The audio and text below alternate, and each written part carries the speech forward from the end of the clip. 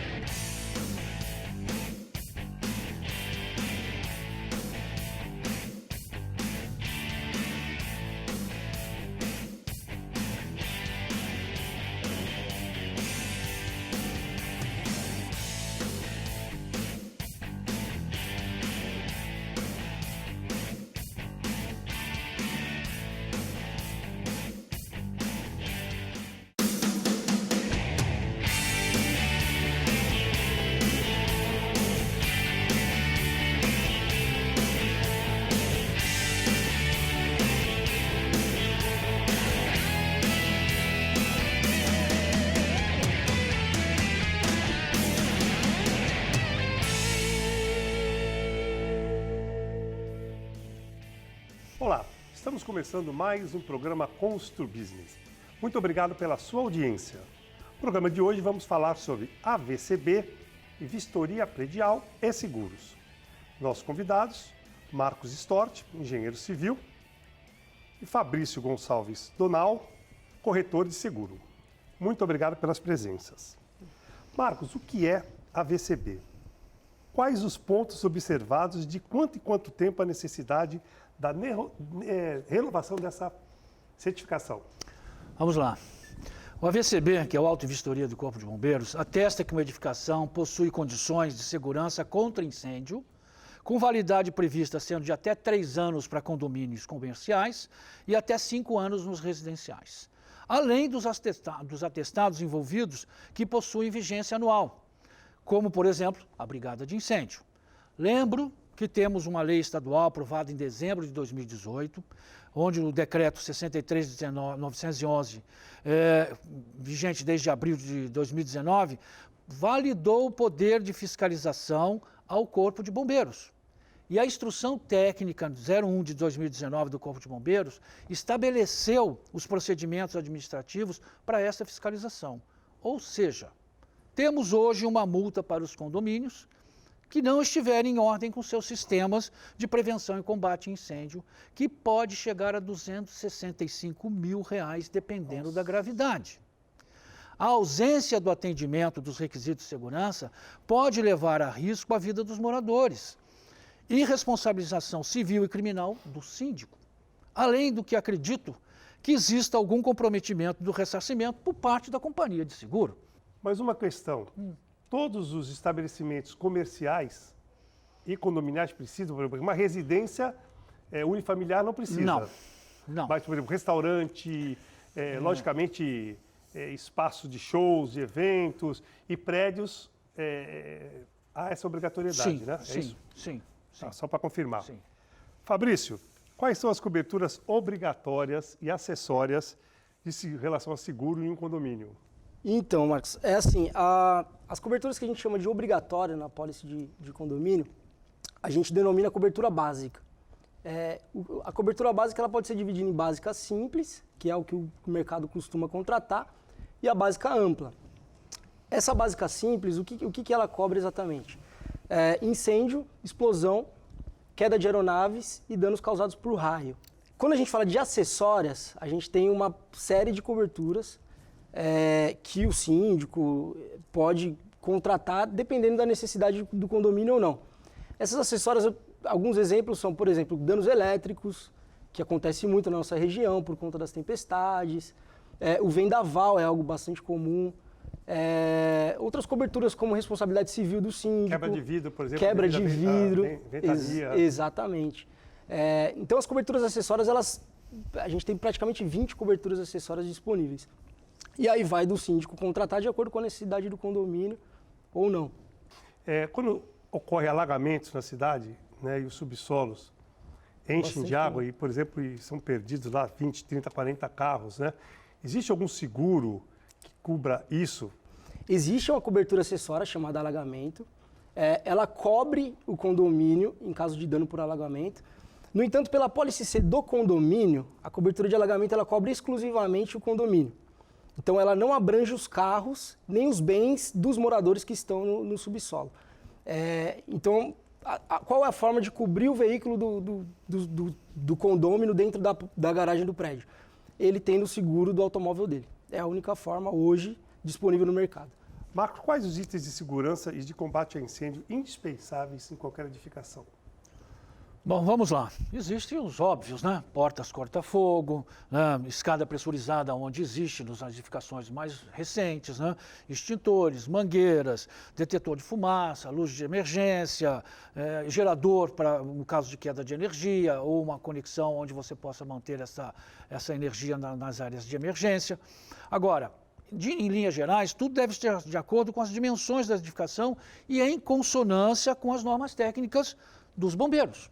Então, o que eu recomendo? Que você solicite uma visita de um profissional habilitado para que ele realize uma inspeção dos sistemas e descreva as ações que faltam ou ateste que o edifício atende todos os requisitos. Por exemplo, no prédio comercial, os sprinklers são fundamentais, os alarmes, né? Sim. São importantes isso aí. Eu fico pensando, como é que alguém se sente seguro em morar num prédio, por exemplo, sem uma porta corta-fogo? E principalmente o seguinte, gente, o cuidado da manutenção da porta corta-fogo, né?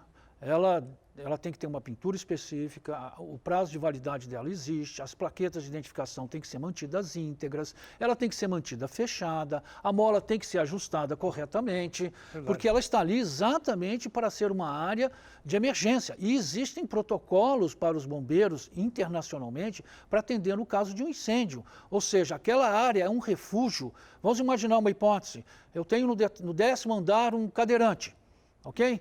O que o Corpo de Bombeiros vai fazer? Ele vai levar esse cadeirante, ou esse cadeirante vai ficar naquela área de contenção entre as portas corta-fogo e depois ele vai buscar aquela pessoa, prioritariamente. Esse é um protocolo internacional. Então vocês veem a importância que existe da preservação da integridade daquele pequeno espaço, mas que ele é vital para evitar que haja transmissão de fumaça para os outros andares e, eventualmente, também até a progressão de um incêndio. E a cadeira fica ali, né? E sem impedir a passagem. Sim, existe importante. um espaço da escada obrigatório para ficar a cadeira, de um cadeirante ali, sem interferir no fluxo das pessoas. Isso é importante falar, né? Fabrício, em caso de sinistro, quais as responsabilidades do síndico? Existe uma lei federal, a lei de número 4.591, e ela exige que toda a edificação, né, constituída, a partir do habite, ela tem até 120 dias para ser contratada uma apólice. Então, é lei que o prédio tenha uma apólice de seguros cobrindo diversos sinistros. Caso ocorra algum sinistro, né, principalmente um sinistro de grave monta, onde o prédio ele não tem apólice, o síndico ele pode responder civil e criminalmente na justiça. Porque, como ele é o responsável pelo condomínio, é responsabilidade dele cumprir com a lei e a lei manda contratar o seguro. Então, é realmente algo bastante importante, às vezes tem síndicos que não sabem, mas é muito importante que esteja com a apólice ativa, e não só ativa, mas a apólice cobrindo todas as necessidades que o prédio tiver. Então, muita gente, né, acaba contratando o seguro de qualquer forma, ou o que o corretor falou está falado. Não, o ideal é ser feita uma análise em cada renovação, entender o que o prédio está contratando, o que está cobrindo, o que não está, para que seja feito seguro de forma correta. E às vezes parece, como o síndico não vai fazer o seguro? Tem mudança de síndico, vence o seguro, acaba esquecendo. Então, é um cuidado que todo síndico deve ter. E é uma obrigação dos síndicos, que eu acho uma responsabilidade muito grande alguém assumir como síndico no prédio, que não seja um síndico profissional. Hoje, cada vez mais, os prédios vêm adotando um síndico profissional, ainda mais com obra, quando tem obra dentro, dos apartamentos e tudo que é obrigado a ter RT, uma série de exigências aí, de normas, né? Então é importante o síndico se atentar ao seguro obrigatório. Vamos para o nosso intervalo, logo estaremos de volta.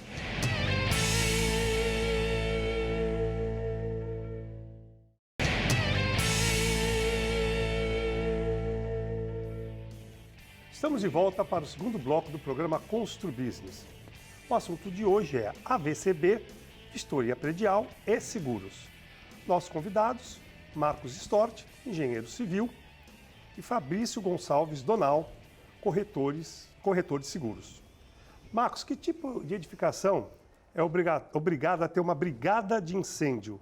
E quem pode participar dessa brigada E como é feito esse treinamento dessa brigada? Muito bem, em linhas assim bem simples, né? A formação de brigadistas é obrigatória para edifícios com altura superior a 64 metros, o que é cerca de 18 pavimentos, entre outros, né? Normalmente, no caso de uma empresa ter mais do que 20 empregados, é obrigado a ter uma brigada de incêndio, que é formada pelos próprios empregados, né, da empresa, da mesma forma que é constituída a CIPA, ok? Agora, quem pode ser brigadista? Os candidatos a brigadista, né, têm alguns requisitos que estão estabelecidos em normas técnicas e instruções normativas do Corpo de Bombeiros, né? A primeira delas, ele tem que permanecer na edificação, né, porque não adianta ser brigadista e estar em outra cidade, não vai resolver a minha situação, né? Obviamente, durante o seu turno de trabalho, se for um empregado, ou a sua permanência como morador rotineiramente, né? Conhecer a estrutura da instalação, possuir boa condição física, ter mais de 18 anos e ser alfabetizado, ok? Agora, os candidatos a serem brigadistas também têm que frequentar um curso com uma carga horária mínima, ok? E a validade desse treinamento completo de cada brigadista é por 1 ano, 12 meses. Então, a cada 1 ano ele tem que ser renovado. Como é que nós fazemos essa renovação? Nós temos uma norma técnica, que é a NBR 14276, renovada agora e revisada em 2020, ok? Chama-se Brigada de Incêndio e Emergência, Requisitos e Procedimentos, que estabelece os requisitos mínimos para a composição, formação, implantação e reciclagem das brigadas de incêndio, preparando as pessoas para esse aspecto de prevenção, né? Porque ninguém quer que ele vá combater, mas ele tem que tomar algumas iniciativas para esse caso de sinistro, ele poder proteger a vida e o patrimônio, nesta ordem, né? Tá certo? E essa norma é aplicável em todo o país, tá, gente? O que é que existe além da norma técnica da ABNT? A instrução normativa do Corpo de Bombeiros. Aqui no caso específico de São Paulo, nós temos a instrução técnica número 17, que a última revisão foi de 2019, que é como é que pode ser feito esse treinamento e quem pode ministrar esse curso, né? Porque, ok, eu quero ser brigadista.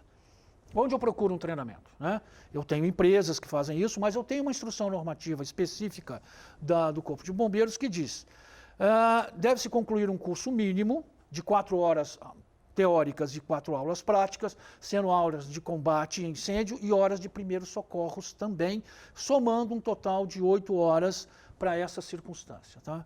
A nossa instrução normativa do Corpo de Bombeiros do Estado de São Paulo, que é uma das mais rigorosas na nossa federação, diz que quem pode dar esse curso, né? Quem pode dar esse curso tem que ser um profissional habilitado, né, para a formação e reciclagem da brigada de incêndio, que deve ser, se é um médico, para o aspecto de saúde, de treinamento para esse aspecto de atendimentos e pronto-socorros, e qualquer profissional, policial militar, Corpo de Bombeiros, eles têm que ter um curso de especialização prévio, ou seja, para ele dar o curso, ele precisa ter um curso com carga mínima de 120 horas aula para prevenção e combate a incêndio e de 160 horas aulas para técnicas de emergências médicas. Ou seja, nós temos um pacote de normas e instruções normativas que amarram muito bem essa situação para quem quer ser brigadista. E repetindo, prédios altos, que é a nossa tendência a ter cada vez mais, principalmente em uma cidade de Santos, que é adensada, se me corrija aí, Barrozinho, acho que é a cidade com maior adensamento vertical que nós temos no país hoje, né? A tendência é termos prédios cada vez mais altos e a necessidade de uma brigada de incêndio efetivamente e atuante. Só lembrando, né, o brigadista é um voluntário, né? Ele é voluntário. Não recebe nada por isso, voluntário. Eu não tenho certeza, também não sei se você sabe, eu acho que o prédio, se tiver uma brigada de incêndio, eu acho que o AVCB pode ser renovado a cada 3 anos. O prédio, não, na realidade a renovação, a renovação é de 3 anos para os prédios. Tem brigada, né?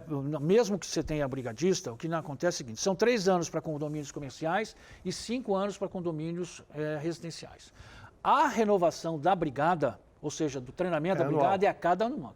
Ah, mas é muito mais fácil renovar a brigada. Imagina pegar o bombeiro todo ano, fazer vistoria agora, lá. Se neste intervalo de 1 ano houver uma redução de 50% daqueles que já são brigadistas, você tem que complementar o treinamento antes desse prazo de 12 meses. Porque o que acontece? Éramos nós 3 e, de repente, são outros 3. E esses outros 3 Não tem, né? E por que numa empresa, no mínimo de 20 empregados? Porque você precisa de um número mínimo de brigadistas também, né? Você tem que ter um coordenador, você tem que ter um supervisor, você tem tarefas e papéis bem específicos dentro dessa circunstância, porque na hora que tem um sinistro, como nós vamos reagir? Né? Tem que ter um procedimento, nós temos que, obviamente, ter um treinamento, pelo menos nós nesse aspecto, para poder dar condução adequada à preservação da vida das outras pessoas. Então, uma boa dica aí para o nosso síndico, para o nosso telespectador, né?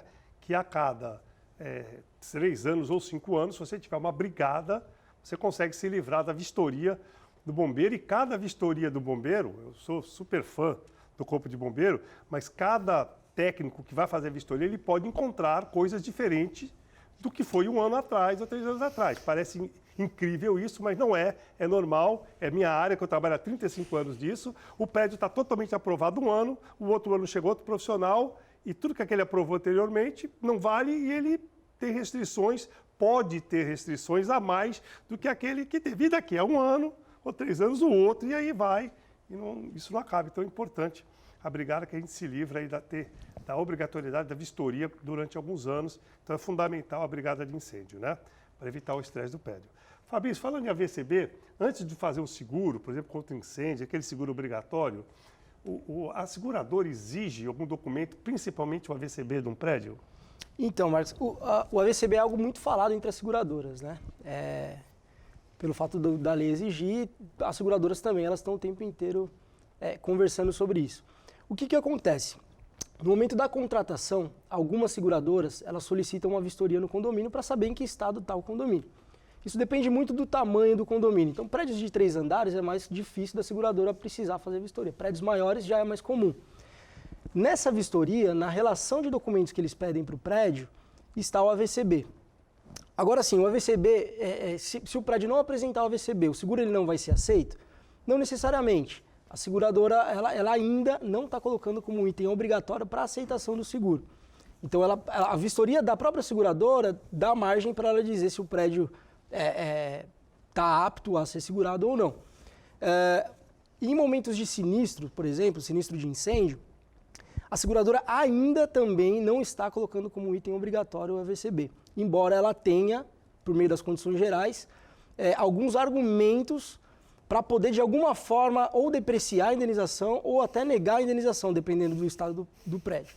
Então, é algo sério, ainda não é exigido totalmente, mas existe uma possibilidade do prédio, se tiver muito feio a mesma coisa, a seguradora poder argumentar de alguma forma nesse sentido e não indenizar ou depreciar a indenização.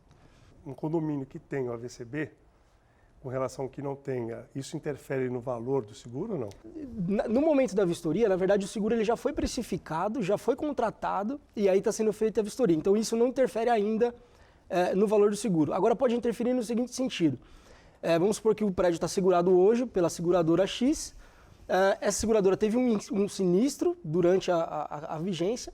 Na renovação, por já conhecer o histórico do prédio, por já saber que ele está mal cuidado, ele não aceita renovar no ano seguinte. Inclusive, esse histórico fica não só para essa seguradora X, mas muitas vezes ele é compartilhado entre as seguradoras. Entra numa lista negra. Existe. Uma lista negra. A gente não sabe exatamente como vem essa questão de comunicação entre elas, mas existe Fabrício, me permite um comentário? Sim. Eu sempre brinco muito com a semântica das coisas, né? Que é interessante, porque quando nós contratamos um seguro e nós pagamos, vocês chamam de prêmio. Né? Agora, quando eu quero receber da seguradora, ele chama de sinistro, tá certo? E tem uma razão muito clara, né? Prêmio porque eu estou recebendo dinheiro, sinistro porque eu estou desembolsando esse dinheiro, né? Então, gente, muita atenção, viu? Às vezes uma simples palavra está mostrando para vocês claramente como é a regra do jogo. Não é isso? Exatamente. É isso mesmo. Vamos para o nosso intervalo, logo estaremos de volta.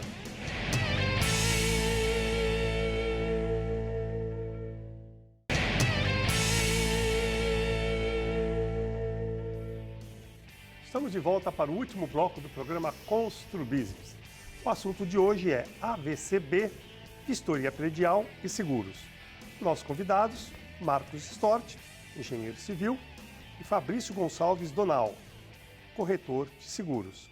Marcos, como melhor adaptar as construções mais antigas, as novas normas, né, de combate e prevenção a incêndios e principalmente de acessibilidade? Vamos lá, edifícios antigos. É um discurso rotineiro que eu escuto relativo principalmente ao AVCB, tá? E que o edifício é antigo e muitos requisitos não têm como ser atendidos. Isso é um engano.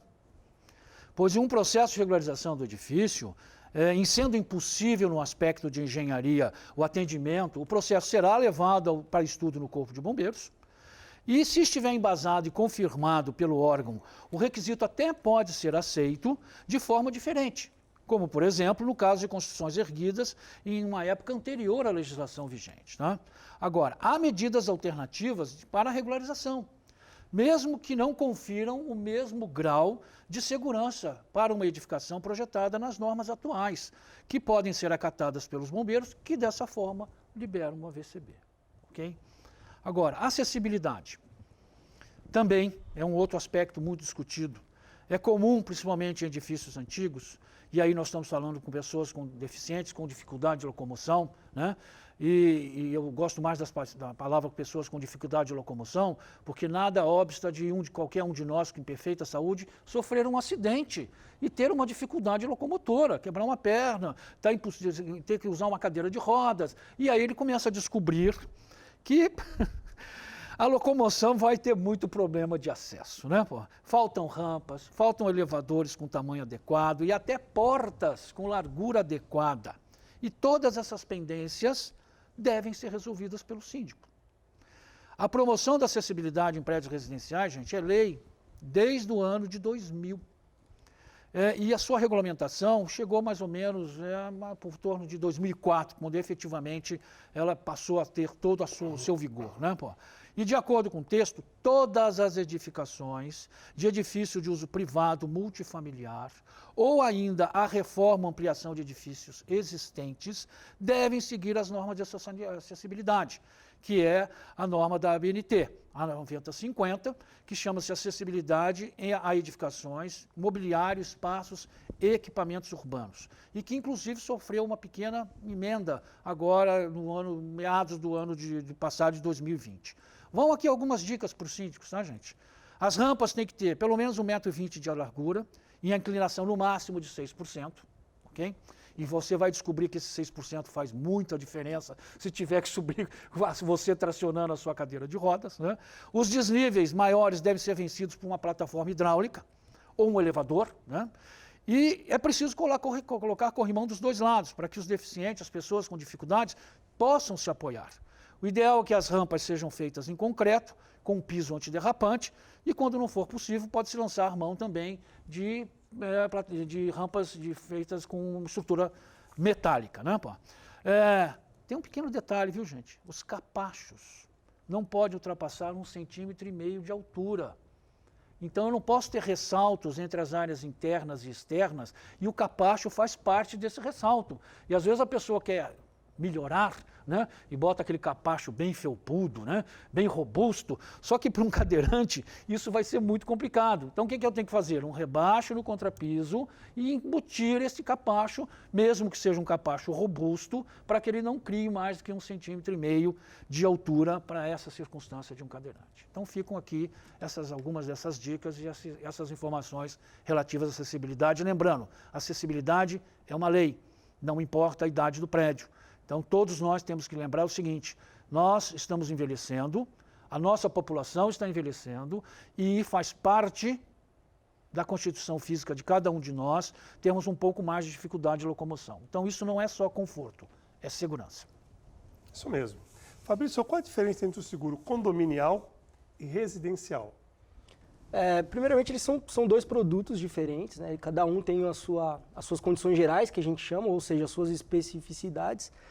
E a maior diferença entre os dois seguros, na verdade, é o próprio objeto do seguro, o próprio risco. O seguro do condomínio, ele é criado para atender o condomínio, as áreas comuns, a estrutura. Algumas coberturas acessórias até cobrem também alguns itens dentro da unidade, mas o objetivo desse seguro é cobrir o condomínio. O objetivo do seguro da residência é cobrir a própria residência, ou seja... Deixa eu ver se eu entendi, calma. O prédio está com seguro, raio, etc, etc. caiu um raio na minha casa ou pegou fogo no meu apartamento, quer dizer, a despesa toda é minha, o prédio não cobre um incêndio dentro do condomínio, dentro do meu apartamento? O incêndio, ele é coberto pela apólice do condomínio. Agora, vamos supor que caiu um raio, queimou algum item dentro do apartamento, uma televisão ou algum eletrodoméstico. Esse item, ele é coberto só no seguro residencial. Mas então o seguro do prédio de incêndio já inclui todos os apartamentos ou não? Não, né? Ele inclui nas coberturas de incêndio, especificamente, tanto se o incêndio começar dentro do apartamento ou vier de fora para dentro, a apólice do prédio, ela entra sim com cobertura. Agora, os bens particulares, quem zela é o próprio condômino. Então, para você zelar pelos seus bens particulares, a cobertura básica não cobre. Você precisa do seguro incêndio da sua própria unidade para cobrir os teus móveis, os teus sofás. Então, o seguro do condomínio cobriria o quê? As paredes que estão queimadas? Toda a parte estrutural. Seja a parte elétrica, hidráulica, teto, parede, piso. Bom, resumindo, então, o seguro residencial é fundamental para quem quer proteger a sua residência, porque o seguro do prédio só vai pagar a pintura e a parede queimada e algum dano estrutural, é isso? Mais ou menos. Na verdade, se o prédio contratou a cobertura acessória de incêndio de bens de condôminos, a cobertura é estendida. Então, eu acho que assim, a contratação de seguro do condomínio, ela precisa ser feita com muito cuidado. Então, eu acho que o papel do corretor nesse caso é essencial. Por quê? Porque são coberturas que não são caras, não vai onerar o condomínio. Se você dividir essa cobertura pelas unidades, não é muito pequeno o percentual. E você acaba cobrindo também, além do condomínio, a própria unidade no caso de incêndio. Então, é muito importante ter esse tipo de cobertura, porque é muito difícil o condômino ter a consciência de que precisa contratar um seguro para ele. Então, se o prédio pode fazer isso por ele e quem paga o seguro realmente é o condômino, eu acho que o prédio ele deve fazer isso e pode fazer isso com tranquilidade. Nós estamos chegando no final do programa, mas só para dar um parâmetro, por exemplo, você tem um imóvel que vale, vamos supor, R$1 milhão, que é um belo imóvel e tal. O seguro vai sair R$600, por aí, R$700, quer dizer, é um valor muito grande, né, que você tem a perder por R$600 que você paga aí em não sei quantas parcelas, quer dizer, eu aconselho a todo mundo fazer o seguro residencial. Eu tenho na minha casa e não abro mão de ter isso aí. Infelizmente, a gente chegou ao final do programa, eu tinha uma série de perguntas aqui para o Marcos e para o Fabrício, principalmente de inspeção predial, e a gente vai convidar o Marcos no próximo programa, o Fabrício também, mas vamos ter que encerrar o programa. Muito obrigado pela presença, Marcos, Fabrício. Quero agradecer a audiência dos nossos telespectadores e dizer que na próxima semana nós estaremos de volta, se Deus quiser, e até lá.